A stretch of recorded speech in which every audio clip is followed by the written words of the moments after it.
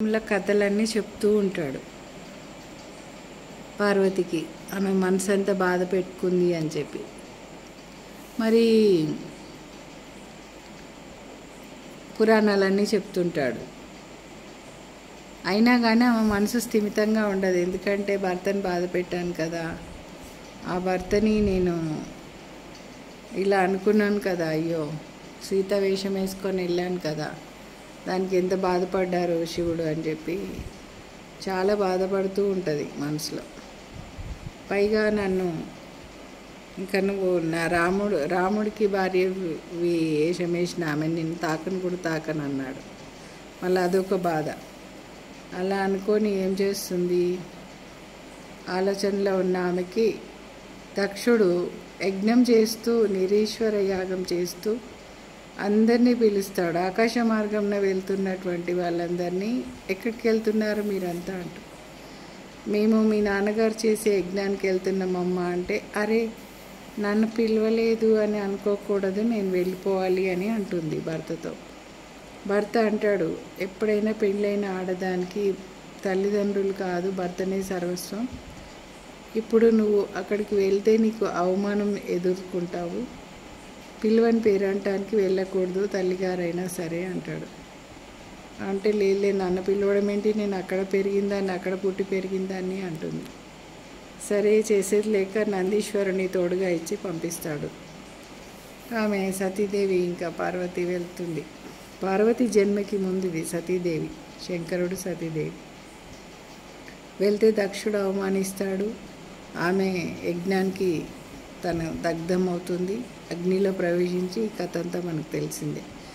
తర్వాత జన్మలో కృష్ణుని పక్కన రాధగా ముందు జన్మిస్తుంది. జన్మించి చిన్నప్పుడే రాధను చూసిన మాధవుడు మరి రాధను లవ్ ఎట్ ఫస్ట్ సైట్గా ఇష్టపడ్డము, రాధాకృష్ణుని ఇష్టపడ్డం, ఇద్దరు బాగా ఒకరినొకరు ఇష్టపడ్డం, చిన్నపిల్లల ఆటలో వివాహం కూడా చేసుకోవడం జరిగిపోతుంది.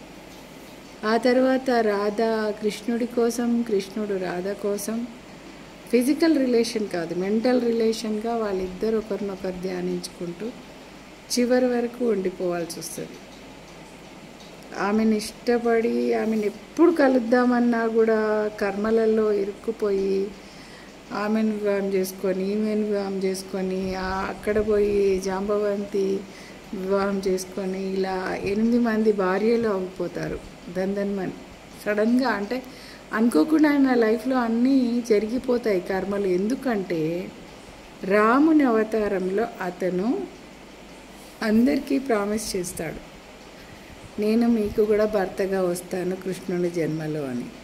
ఇక్కడ రాముని అవతారంలో సీతాదేవిగా వచ్చిన పార్వతికి కూడా రాధాదేవిగా నువ్వు మళ్ళీ అవతారం ఎత్తుతావు, నీకు నేను భర్తగా పొందుతావు అనేసి అంటాడు.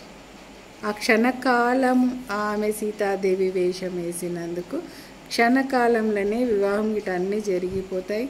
ఇద్దరు అలాగే ఎడబాటుగా ఉంటుంది. ఆ తర్వాత ఒకరిని వివాహం చేసుకోవడం, పాండవుల పక్షాన ఉండడము, ద్రౌపది మానరక్షణ చేయడము, ఆపద్బాంధవుడిగా అన్ని పనులలో ఇన్వాల్వ్మెంట్ అవ్వడము, ఇంకా తీరిక లేకుండా తిరుగుతారు కృష్ణ భగవానుడు.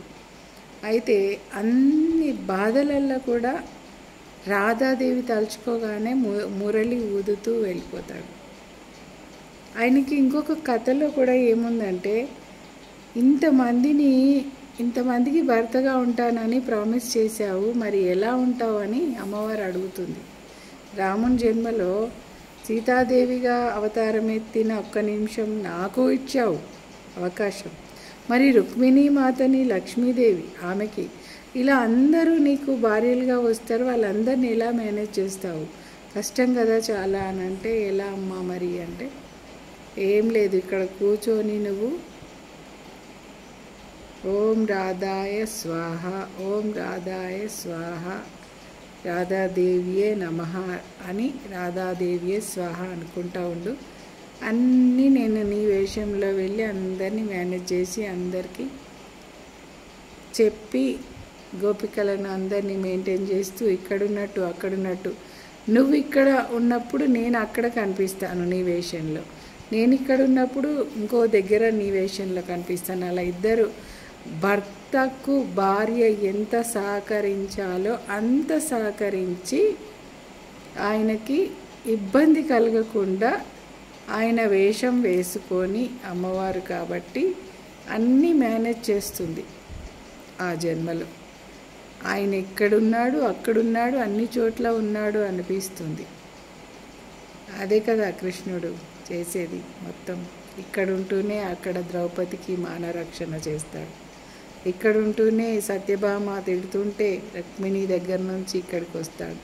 రుక్మిణి తులసీదేవి, తులసిని కొలుస్తూ తులసి దళంతోనే నిన్ను పూజ చేస్తున్నా, ఎక్కడ పోయినావయ్యా, నేను నిన్ను ప్రేమించి పెళ్లి చేసుకున్నా, నేను తల్లిగారు నందరిని వదులుకొని వచ్చిన నీకోసమని ఆమె అంటుంటే ఆమె దగ్గరికి వెళ్తాడు. అలా ఎన్ని బాధలు పడతాడు అవన్నీ మళ్ళీ చెప్పుకుందాము. థ్యాంక్ యూ, ధన్యవాదములు. శ్రీకృష్ణ రాధాకృష్ణుల కథ ఇది, చెప్తూనే ఉందాము.